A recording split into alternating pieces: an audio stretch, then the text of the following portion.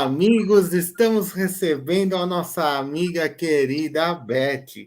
A Beth, ela veio passar fora da caridade, não há salvação. Esse tema é maravilhoso, como todos os temas aqui que a gente pede também são maravilhosos. Muitíssimo obrigado, amiga, por estar aqui, por passar para a gente. E você pode, por favor, iniciar com uma prece, no final, vibração e a prece? De 20 a 40 minutos e é com você, amiga. Gratidão. E eu deixo vocês, queridos amigos do SEAC, com a companhia maravilhosa da nossa amiga Beth, que vai passar para a gente. E se inscrevam no canal SEAC Ajudando a Caminhada. E é com você, amiga. Boa noite, amigos queridos. Boa noite a todos os tarefeiros do SEAC, encarnados e desencarnados. Obrigada, Rodrigo, por todo o seu carinho, pela sua amizade. E então, né, vamos elevando o pensamento ao mais alto, aos nossos amigos da espiritualidade. Cada um de nós tem o seu mentor.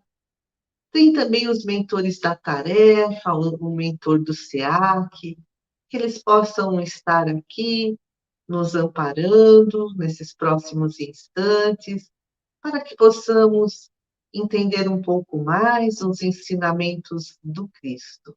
Que assim seja. Então, para da caridade não há salvação. O que é caridade? O que é salvação? Caridade é ajudar o próximo como a nós mesmos, porque existe a caridade que a gente faz para o outro e existe a caridade que a gente faz para a gente. E salvação é a gente ficar livre do sofrimento. E a caridade é que leva à salvação. A caridade pode ser material ou pode ser moral.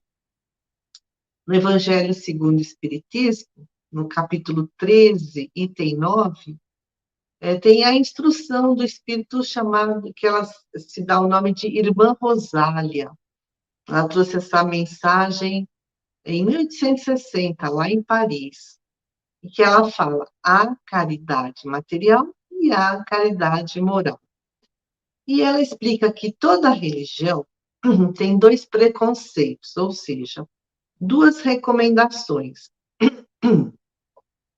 Que nos amemos uns aos outros e que façamos aos outros o que queremos que nos seja feito. E que se todos seguissem esses dois preceitos, não haveria ódio, não haveria ressentimento, não haveria nem pobreza. E a irmã Rosália escreve: do supérfluo do rico, quantos pobres seriam alimentados? E assim não mais se veriam nos bairros sombrios em que vivi, na minha última encarnação, pobres mulheres arrastando consigo miseráveis crianças necessitadas de tudo. Então, né, aqui a irmã Rosália conta um pedacinho da vida dela de encarnada, né?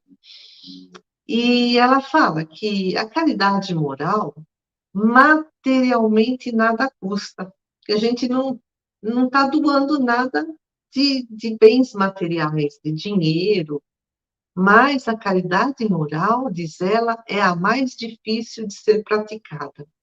O que é caridade moral?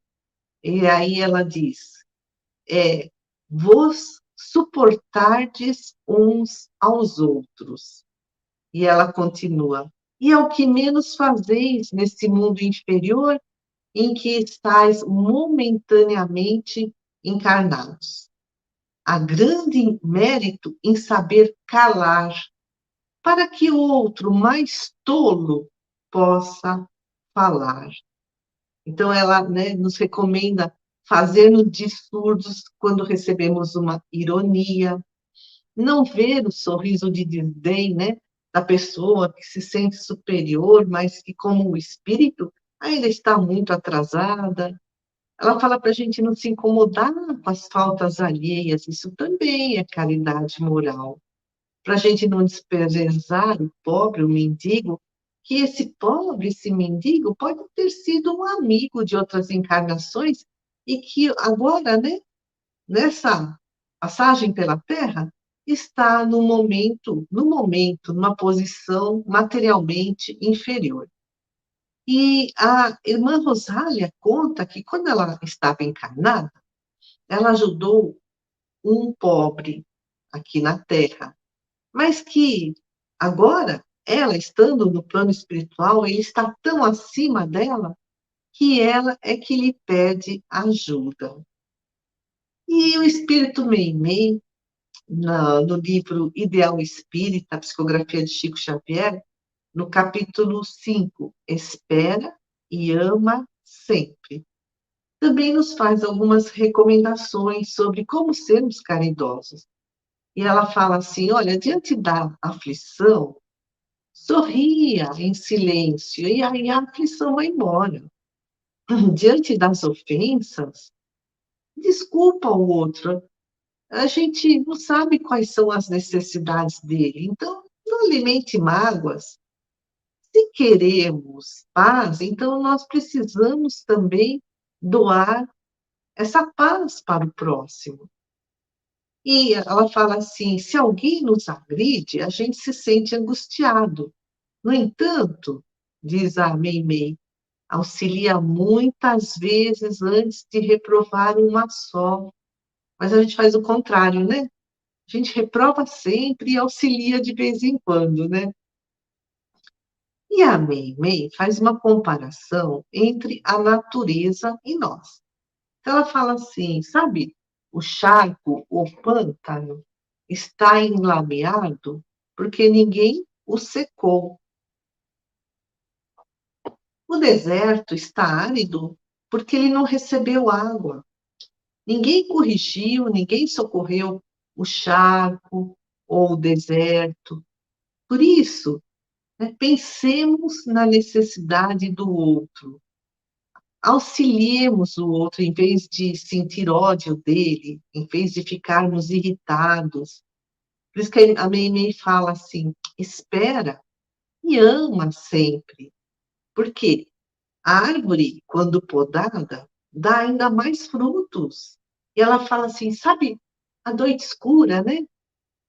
A noite escura, assim, nos mostra tantas estrelas brilhantes, são lições da natureza, lições de perdão, de amor, de esperança, de alegria. Bom, nós vivemos um momento, assim, de muitas crises, né? O mundo todo passa por crises sociais, econômicas, políticas, sanitárias, educacionais, morais. Isso tudo gera muito estresse. Só que cada pessoa enfrenta o estresse de uma forma diferente. Por isso que ser inteligente é ir além da tolerância, é desenvolver a compreensão. Porque o que nos incomoda no outro é o que nós precisamos trabalhar em nós. O outro é como um espelho que reflete quem nós somos. E mais, nós acabamos fortalecendo os nossos vínculos familiares, de amizade, realizando, assim, pequenos cuidados de proteção, de carinho, né? A gente vai regando a plantinha do amor, a plantinha da amizade, e tem até aquela assim, esse pensamento muito sábio que diz assim, né? A gente está falando que passamos por momentos de crises agora, momentos difíceis, de transição planetária. Então, aquela frase que provavelmente muitos aqui conheçam: assuntos difíceis treinam a mente, exercícios difíceis treinam o corpo, pessoas difíceis treinam o coração. Tempos difíceis treinam o espírito. Por isso, é importante que a gente preste atenção no que estamos fazendo, o que nós estamos falando, de que forma, né, nós falamos com os outros. É com intolerância ou é com compreensão? Qual é a nossa intenção? o Papa Francisco, em 2018, fez uma palestra no Sínodo dos Bispos, né? Ele falou sobre a cura do cego Bartimeu.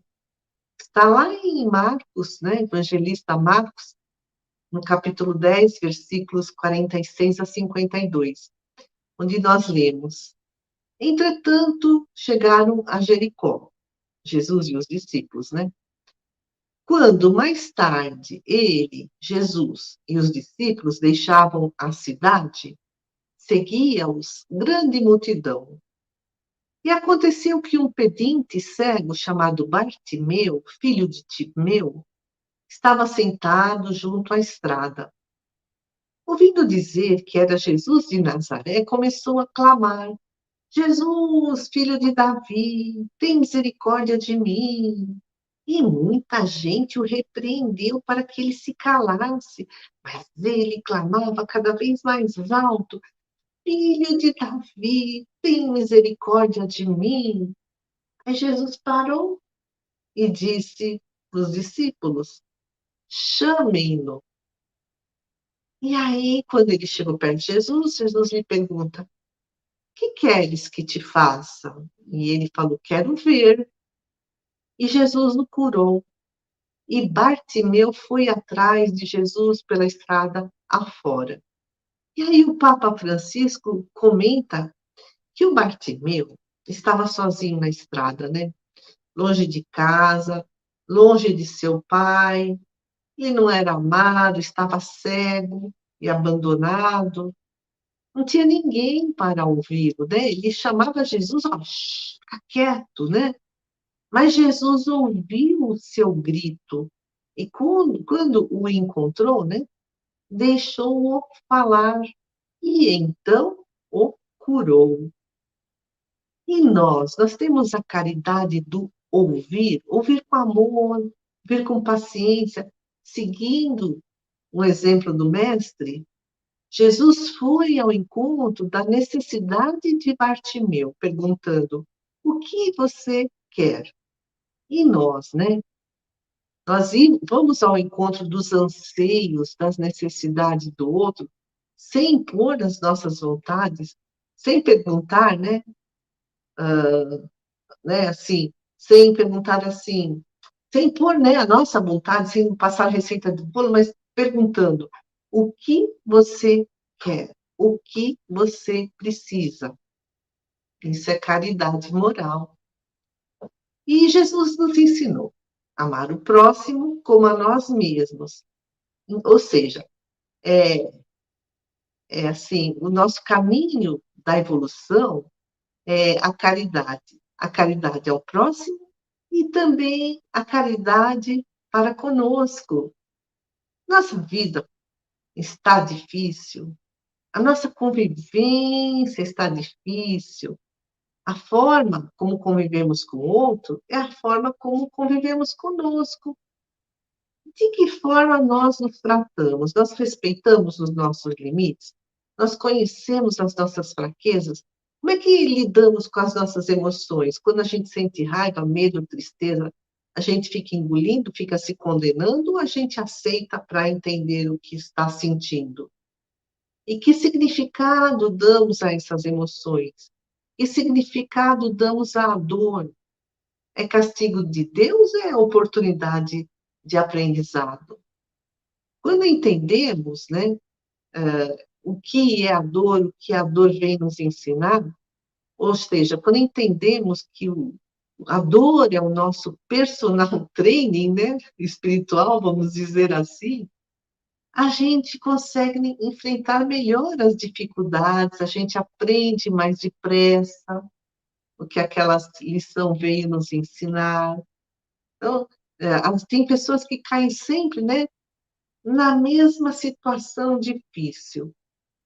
Mas, a partir do momento que elas aprenderem, a situação difícil não tem mais razão de ser, não precisam mais passar por isso. E tudo tem um propósito maior, que é a nossa evolução espiritual. E nós somos espíritos imortais, né? Estamos aqui só de passagem, como espíritos, nós temos uma longa jornada evolutiva, né? E evoluir é isso, é cuidar bem do corpo, é cuidar bem do espírito, é sermos caridosos conosco também.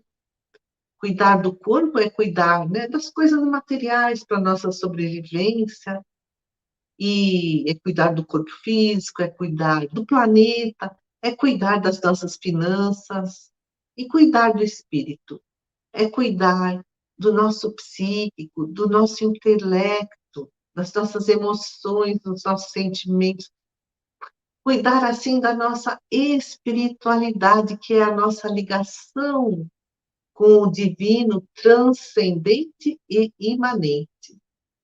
Porque Deus está em tudo, é o Criador de tudo, está acima de tudo, mas também está dentro de cada um de nós. Então, cuidar do espírito é ter autocompaixão, né? Ou seja, fazer esse autoacolhimento, principalmente nos momentos difíceis, sem uma autocrítica, sem culpa, sem uma exigência exagerada, mas dando um passo de cada vez, sendo pacientes e gentis conosco, reservar momentos de lazer, né, de relaxamento. Isso também é cuidar do espírito, né, assim, buscar leituras edificantes, músicas, bons filmes, meditar para aumentar o nosso autoconhecimento, quem somos, e praticar a oração e o evangelho no lar. Porque a saúde integral, bio, psico, sócio, espiritual e financeira, é decorrente de cuidar do corpo e do espírito. Em 2011, a ONU, Organização das Nações Unidas, instituiu o dia 24 de julho como o Dia Internacional do Autocuidado, nós cuidarmos de nós mesmos. E a Organização Mundial de Saúde, a OMS, elaborou os 7 pilares do autocuidado. Buscar informações confiáveis, né? Tomar muito cuidado com fake news, com fofocas, desenvolver hábitos de higiene, tanto física como mental, fazer atividades físicas regularmente, isso cuidar do corpo, né? Ter uma alimentação balanceada, restringir o tabagismo, a bebida alcoólica, conhecer o corpo, prestar atenção a sinais estranhos que possam aparecer e utilizar remédios de forma responsável. E aí a gente consegue estar melhor conosco, porque estar bem consigo nos possibilita estar bem com o outro, nos possibilita ter bons relacionamentos, nos leva à saúde social, né? Em 1938, olha só, foi feito um estudo que perguntava assim, o objetivo do estudo era descobrir por que, né, algumas pessoas eram felizes. O que torna as pessoas felizes? Em 1938, aí, esses estudiosos pegaram 700 estudantes e moradores de um bairro pobre lá nos Estados Unidos, e esse estudo se estende até hoje, já passou por 4 diretores.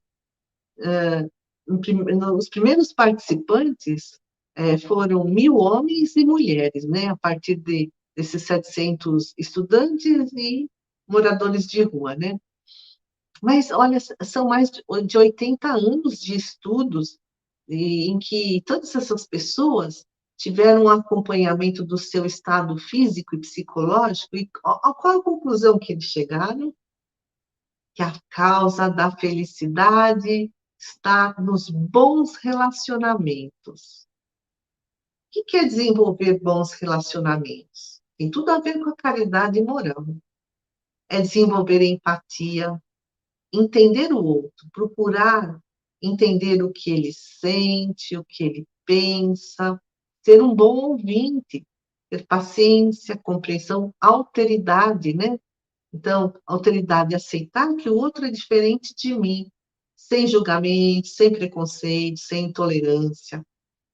E, para isso, a gente precisa ser um bom observador, para ajudar, para aliviar a dor do outro. Enfim, é desenvolver a sensibilidade para entender o sofrimento do outro e colocar-nos à disposição para ajudar. Isso é empatia. Outra causa de bons relacionamentos é a cordialidade, né? A gentileza, a simpatia, a solicitude, né? Estar sempre solícito para ajudar, olhar, né, nos olhos com brandura e sem julgamento. Jesus nos deixou exemplo de empatia e cordialidade lá no encontro com o cego Bartimeu. Por isso, Allan Kardec escreve: fora da caridade não há salvação.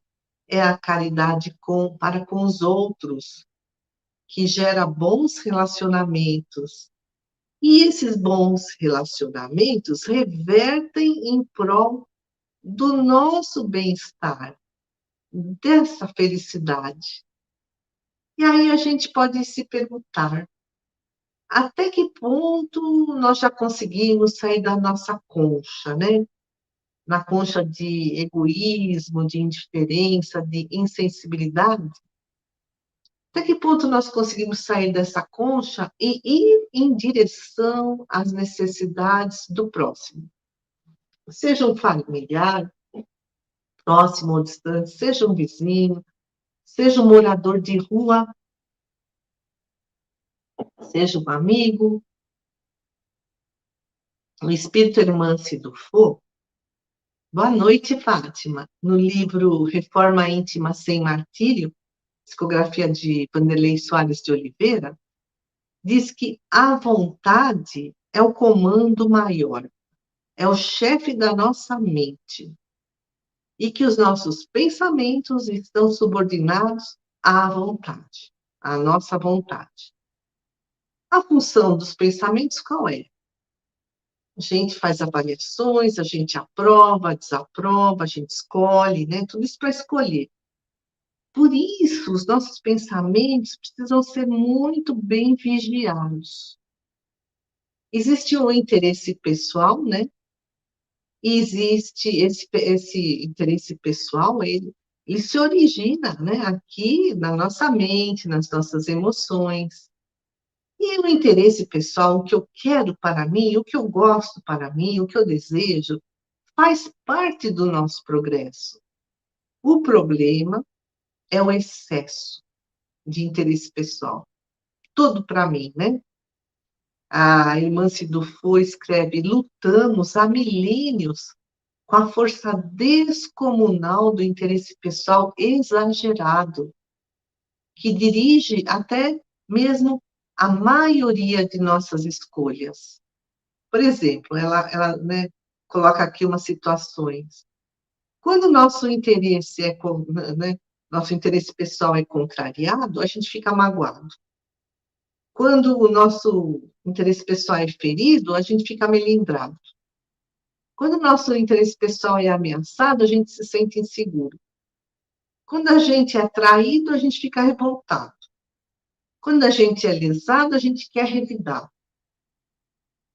E a irmã se fala: para diminuir esses impulsos egoístas, nós precisamos desenvolver novos hábitos baseados na caridade, para nos libertar da escravidão do ter.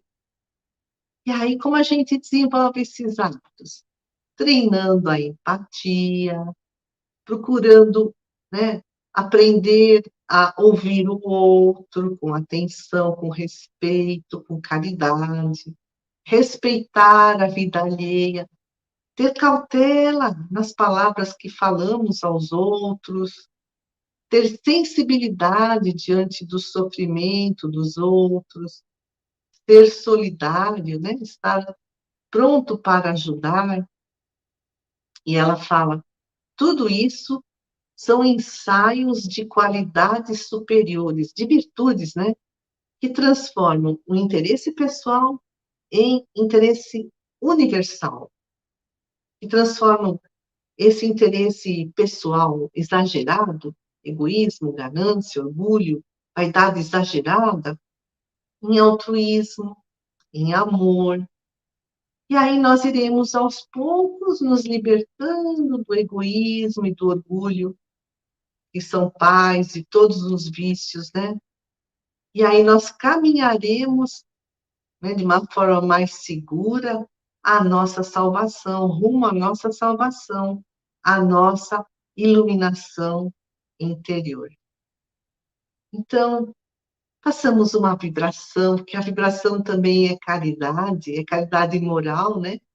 Colocar aqui os nossos sentimentos de amor, de compaixão, de sensibilidade, né? Assim, emanando para todo o planeta, principalmente para aqueles que passam por situações difíceis, dores físicas, dores morais, perdas. E essa nossa vibração de amor, essa nossa caridade moral possa atingir, né, aqueles que tanto necessitam de amparo, de socorro, de carinho, porque essa nossa vibração de amor será utilizada pela espiritualidade em prol daqueles que necessitam e merecem. E nós vibremos também por todos aqueles que trabalham no bem, estejam no plano espiritual, estejam aqui na Terra, vibremos pelos nossos mentores, por todos os trabalhadores do SEAC, encarnados e desencarnados, vibremos pelos nossos familiares, pelo nosso lar, pela nossa saúde física, emocional, social, financeira. Vibremos por nós mesmos e agradecendo, né, todo esse amparo que estamos constantemente recebendo do plano maior, por todo esse amor imenso de Jesus, agradecendo por termos a nossa vida, pela vida que Deus nos deu, pela oportunidade de evolução, pela família, pelos amigos, pelos estudos, pela saúde, agradecendo por tudo isso. Vamos lembrando a oração que Jesus nos ensinou. Pai nosso que estais no céu, santificado seja o vosso nome. Venha a nós o vosso reino e seja feita a vossa vontade, assim na terra como no céu. O pão nosso de cada dia nos dai hoje. Perdoai as nossas ofensas, assim como nós perdoamos a quem nos tem ofendido. E não nos deixeis cair em tentação, mas livrai-nos do mal. Pois vosso é o reino, o poder e a glória para todos sempre. Amigos queridos, agradeço muitíssimo a todos que estão conosco ou que futuramente estiverem. Que a paz do Mestre esteja sempre em nossos lares. Uma boa noite.